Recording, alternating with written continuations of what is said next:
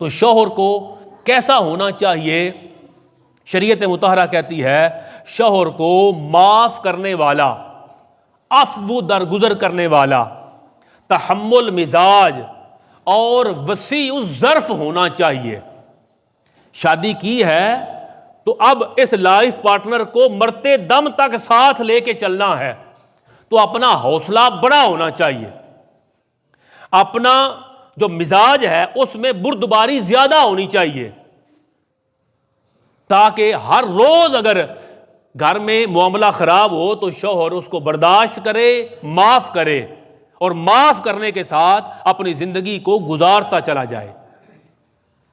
یعنی الکبائر کے اندر ہے، امام ذہبی نے لکھا حضرت عمر فاروق رضی اللہ تعالی عنہ کے پاس ایک بندہ آ گیا بیوی کی شکایت لے کے، مگر جب شکایت کرنے کے لیے دروازے پہ آیا نا، امیر المومنین تھے حضرت عمر بن خطاب رضی اللہ تعالیٰ عنہ، جب دروازے پہ آیا تو اس نے سنا کہ حضرت عمر فاروق کے گھر سے بھی عورت کی اونچی آواز میں آواز آ رہی ہے اور وہ کلام کر رہی ہے شاید آپ کے ساتھ۔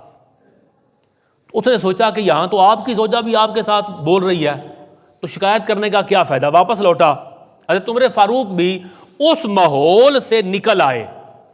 دیکھیں نا، یہ حوصلہ، یہ بردباری، یہ تحمل مزاجی، ہر جگہ پر آپ ہلاکو خان بن کے زندگی نہیں گزار سکتے، ہر جگہ پر آپ کوئی جابر بن کے زندگی نہیں گزار سکتے، بلکہ زندگی کے اندر ہزار مرتبہ کمپرومائز کرنا پڑتا ہے، اور اچھا آدمی وہ ہے جو کمپرومائز کر کے زندگی گزارے۔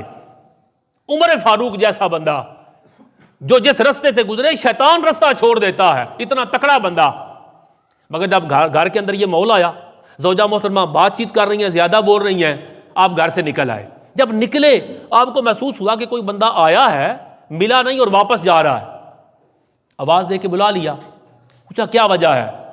اس نے کہا سرکار آپ سے ملنے آیا تھا، مگر بیوی کی شکایت لے کے آیا تھا تو آپ کے گھر سے آواز آ رہی تھی، تو میں نے مناسب نہیں سمجھا، واپس چلا گیا۔ آپ نے فرمایا کہ نہیں، اصل میں بات یہ ہے کہ میری بیوی کے مجھ پر چند حقوق ہیں، ان حقوق کی وجہ سے پھر میں درگزر کرتا ہوں۔ جو میری بیوی ہے وہ میرے لیے کھانا بناتی ہے، میں نے گھر میں کوک نہیں رکھا ہوا، باورچی نان بھائی کو نہیں رکھا ہوا، میرے لیے کھانا وہی بناتی ہے، میں نے دھوبی کو نہیں رکھا ہوا، میرے اور بچوں کے کپڑے وہی دھوتی ہے، صفائی کرنے کے لیے کوئی سیپر کا انتظام نہیں ہے، گھر کی صفائی میری بیوی کرتی ہے۔ پھر جب مجھے ضرورت ہوتی ہے سکون کی تو میرے جسم کی اور نظروں کی طہارت کے لیے پھر مجھے بھی سکون دیتی ہے۔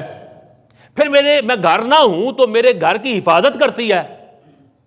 پھر جب گھر کے اندر میرے بچے ہیں ان کی وہ کیئر کرتی ہے، ان کو دودھ پلاتی ہے، ان کے کپڑے لباس کا خیال کرتی ہے۔ تو 4-6 بندوں کا تو وہ ایک عورت کام کرتی ہے۔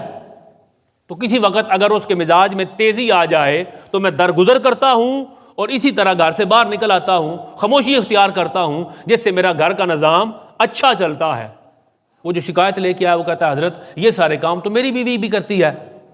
آپ نے فرمایا پھر اسی طرح اس سے درگزر کرو، یہی کامیاب زندگی کے لیے بہترین وظیفہ ہے۔